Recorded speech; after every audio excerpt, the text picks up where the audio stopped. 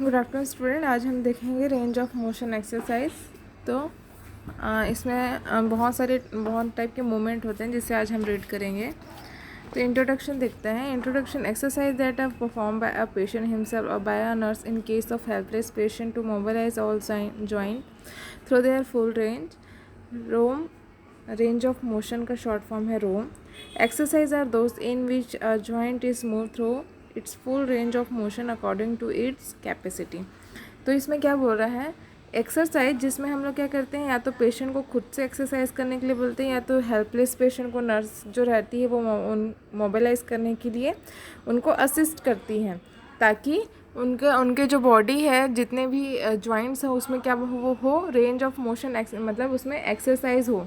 मतलब अगर helpless patient है, बहुत टाइम से बेड रिडन है, अगर उनके बॉडी में हम मूवमेंट नहीं कराएंगे तो उनके जो जितने भी जॉइंट है वो क्या होने लगेंगे, जाम होने लगेंगे। तो नर्स क्या करती है, ऐसे पेशेंट को असिस्ट करती है, और या फिर जो पेशेंट हेल्पलेस नहीं है उनको वो खुद से ये सारे एक्सरसाइज करने के लिए बोलती है, ताकि उनका बॉडी मूवमेंट नॉर्मल हो। ठीक है, इसे हम बोलते हैं ROM, range of motion exercise. ठीक है, इसका क्लासिफिकेशन देखेंगे तो यहाँ पर रोम एक्सरसाइज की क्लासिफिकेशन है एक्टिव और पेसिव। एक्टिव मतलब पेशेंट जो खुद से कर सकता है। पेसिव में हम लोग क्या करते हैं, पेशेंट को एक असिस्टेंट की ज़रूरत पड़ती है जो उसे एक्सरसाइज कराए। तो यहाँ पर बहुत सारे एक्सरसाइज हम आगे देखेंगे। तो एक्टिव में हम इस टाइप से पेशेंट अपना क्या करता है, बॉडी मूवमेंट करता है। एक्टिव में बहुत सारे मूवमेंट आएंगे, सारे एक्सरसाइज आएंगे जो हम अपने खुद से अप्लाई करते हैं अपने आप के ऊपर। और पैसिव एक्सरसाइज में एक असिस्टेंट की ज़रूरत होती है किसी हेल्पलेस पेशेंट को, कि वो उनकी बॉडी में मूवमेंट कराएं। Purpose to increase muscle strength and endurance. ठीक है, मसल कैपेसिटी को इंक्रीज करता है एक्सरसाइज।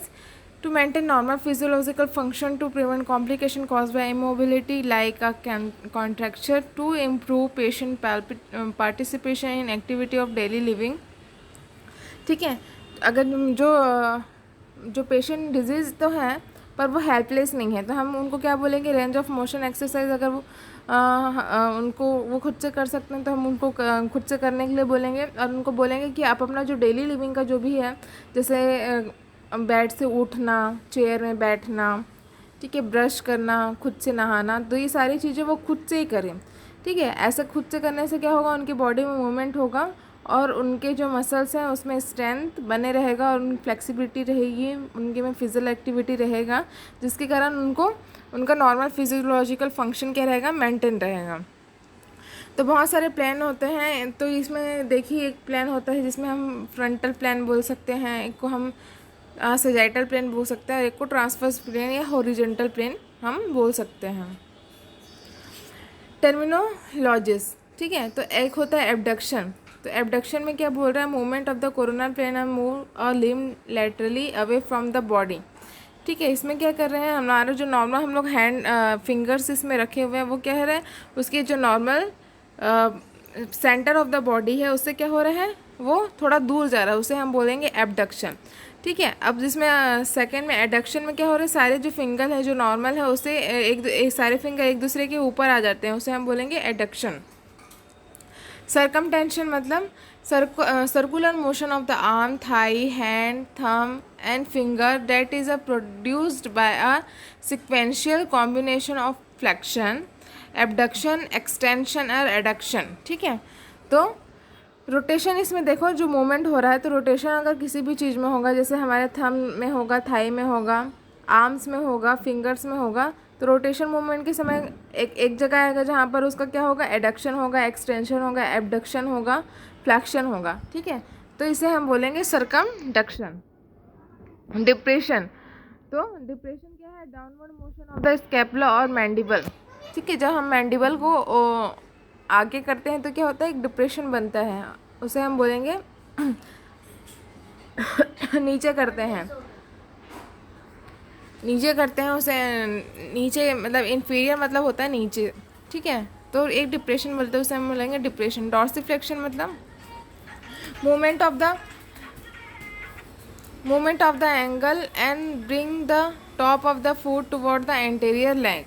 ठीक है, तो क्या बोल रहा है डॉर्सिफ्लेक्शन में, क्या हो रहा है, ankle that bring the top of the foot toward the anterior leg. तो इसमें देखो, जैसे आप इसमें पिक्चर में देख रहे हो कि इसमें जो फुट है उसको वो क्या कर रहा है, एंटीरियर लेग मतलब अब वो जो एंकल जॉइंट है वहाँ से वो अप कर रहा है फुट को, और anterior side of the leg, ठीक है, वहाँ पर वहाँ तक उस डायरेक्शन में लेकर के आ रहा है, उसे हम बोलते हैं डॉर्सिफ्लेक्शन। एलिवेशन मतलब upward motion of the scapula और मैंडिबल, ठीक है, तो अपवर्ड जो मोशन होता है उसे हम बोलते हैं एलिवेशन। इवर्जन मतलब foot movement involving the intertarsal joint of the foot in which the bottom of the foot is turn laterally away from the mid line, ठीक है। तो इवर्जन में जैसे हम सीधा हमारा जो हम जो जमीन पर अपना पैर रखते हैं वो सीधा रहता है, ठीक है, उसे अगर हम राइट हैंड साइड मतलब हम लोग जैसे आप यहाँ पर डायग्राम में देखेंगे, वो उस साइड उस वाले एरो एरो जिसमें इस डायग्राम में दिख रहा है इवर्जन जिसमें लिखा है, उसमें जो एरो दिख रहा है उस साइड अपना पैर उठाते हैं, ठीक है, तो उसे हम बोलेंगे इवर्जन, ठीक है। न्यूट्रल पोजीशन में हम सीधे पैर क्या कर ज़मीन में रखे हुए हैं। इन्वर्जन में हम लोग क्या करते हैं, जिस साइड एरो दिख रहा है उस साइड हम अपना पैर उठाते हैं, इसे हम बोलेंगे इन्वर्जन, ठीक है। एक्सटेंशन, तो joint of sagittal bend that increase the angle of the joint, motion involving posterior bending of the vertebral column returning to a upright position from a flexed position, ठीक है। तो जैसे आप सामने साइड में झुके हो, जैसे आप सामने साइड में झुके हैं, फिर उसके बाद क्या करते हैं, आप खड़े होते हैं, ठीक है, तो उसे हम बोलते हैं एक्सटेंशन। और सामने साइड में जो झुकने वाला जो मोशन रहेगा उसे हम बोलेंगे फ्लेक्शन, ठीक है। वैसे ये इस हैंड में देख लीजिए, वो ऊपर साइड में अपना हाथ मोड़ा है उसे हम बोलेंगे फ्लेक्शन, फिर उसने फिर अपना हाथ सीधा किया उसे हम बोलेंगे एक्सटेंशन, ठीक है। हाइपर फ्लेक्शन में देखिए, ये जो डायग्राम में देखिए, ये जो लड़की है उसने अपना अपराइट जो इसका हेड है, ठीक है, जो नॉर्मल है, फिर उसने अपना हेड पीछे साइड मोड़ा हुआ है, तो वो होगा हाइपर एक्सटेंशन, ठीक है। और फिर उसके बाद क्या आएगा, मोड़ने के बाद फिर से वो नॉर्मल पोजीशन में आएगी, उसे हम बोलेंगे एक्सटेंशन। फिर उसका जो सिर है वो सामने की साइड झुकाएगी, उसे हम बोलेंगे फ्लेक्शन, ठीक है। हाइपर फ्लेक्शन और फ्लेक्शन समझ में आया। फिर उसके बाद है इंटीरियर रोटेशन, तो movement of the scapula during upper limb adduction in which the glenoid cavity of scapula move in downward direction as is the medial end of the scapular spine move in the upward direction, ठीक है। तो interior rotation मतलब क्या बोल रहा है इसमें, जो वो अपने उसमें क्या बोल रहा है, movement of the scapula during upper limb adduction, ठीक है। तो जब हम अपर लिम्ब एडक्शन, अपर लिम्ब का क्या कर रहे हैं, एडक्शन कर रहे हैं, ठीक है, मतलब अपर लिम्ब जो रहता है वो हम क्या किए, ऐसे दूर ले गए, ठीक है, उसके जो सेंटर ऑफ पॉइंट है उसे हम अपने हाथ को दूर ले गए, तो उस समय जब हमको स्कैपुला में जो मूवमेंट महसूस होता है उसे हम बोलते हैं इंटीरियर रोटेशन।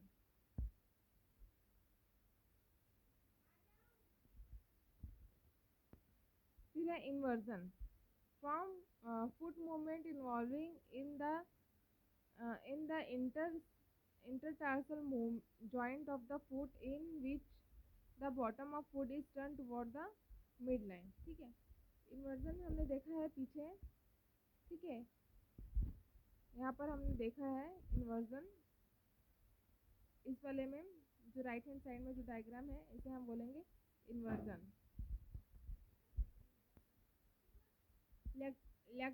lateral extrusion,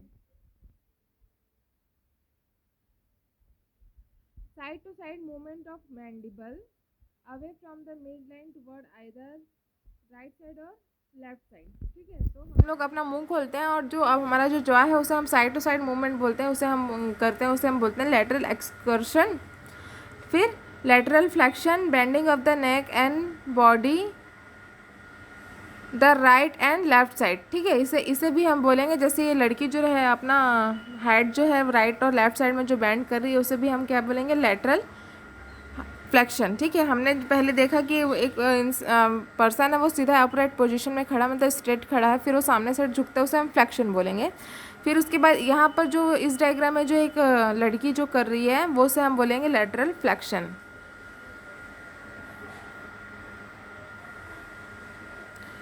फिर लेटरल रोटेशन, तो movement of the arm at the joint or the thigh at the hip joint that move a anterior surface of the limb away from the midline of the body. ठीक है, तो क्या बोल रहा है, movement of the arm at the shoulder, ठीक है, और thigh move anterior surface of the limb away from the mid line. ठीक है, तो हाथ अगर जैसे हम आगे फेंकते हैं तो उसे हम बोलेंगे लैटरल रोटेशन या external rotation. Medial excursion, side to side movement और return the mandible to a mid line. medial rotation, movement of the arm at the shoulder joint and the thigh at the hip that bring the anterior surface of the limb toward the midline of the body. तो क्या बोल रहा है इसमें, देखो ऊपर जो lateral rotation लिखा है उसमें लिखा है एक्सटर्नल रोटेशन, नीचे जो लिखा है उसमें लिखा है इंटरनल रोटेशन. तो दोनों में डिफरेंस क्या है, दोनों में ये डिफरेंस है कि ऊपर वाले में वो बोल रहे हैं joint that move the anterior surface. ठीक है, इसमें क्या हो रहा है, एंटीरियर सरफेस में वो मूव हो रहा है, और नीचे में क्या हो रहा है, वो एंटीरियर सरफेस और मिड लाइन में मूव हो रहा है. इसमें क्या मूव हो रहा है, शोल्डर जॉइंट मूव हो रहा है और थाई मूव हो रहा है. वो क्या कर रहा है, bring that interior surface of the limb toward the mid line of the body.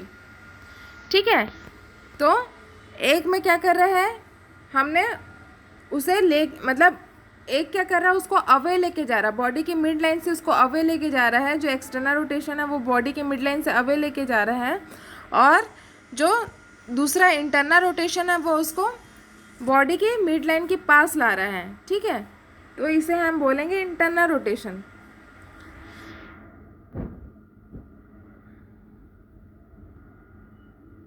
Opposition, तो जैसे इस डायग्राम में देख रहे हैं आप, जो वो फिंगर को अपने थंब फिंगर से सारे फिंगर्स को छू रहा है उसे हम बोलेंगे अपोजिशन.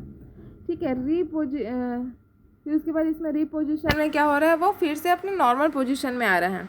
प्लांटर फ्रैक्शन में क्या बोल रहा है, इसमें foot movement at the angle each which the heel is lifted off the ground. ठीक है, इसमें क्या बोल रहा है, हील को हम लिफ्ट कर रहे हैं. ठीक है, foot movement at the angle, ठीक है, sorry at the ankle in which the heel is lifted. ठीक है, इसमें हम लोग क्या कर रहे हैं, हील को लिफ्ट कर रहे हैं ऑफ द ग्राउंड. ठीक है, जो हम अपने हील को उठाते हैं ग्राउंड से उसे हम बोलते हैं प्लांटर फ्लेक्शन. प्रोनेटेड पोजीशन, तो प्रोनेशन में जैसे हम अपने हाथ को उल्टे रखते हैं, ठीक है, पाम को उल्टे रखते हैं उसे हम बोलेंगे प्रोनेशन. फिर हम अपने पाम को सीधे रखते हैं, ठीक है, जैसे इस डायग्राम में आप देख रहे हैं, तो उसे हम बोलेंगे सुपिनेशन. ठीक है, और अगर हम अपने पाम को ऐसे खड़ा रख देते हैं, जो इसमें बीच वाले डायग्राम नीचे के बीच वाले डायग्राम में लिखा है, तो उसे हम बोलेंगे neutral. So student, your today class is over.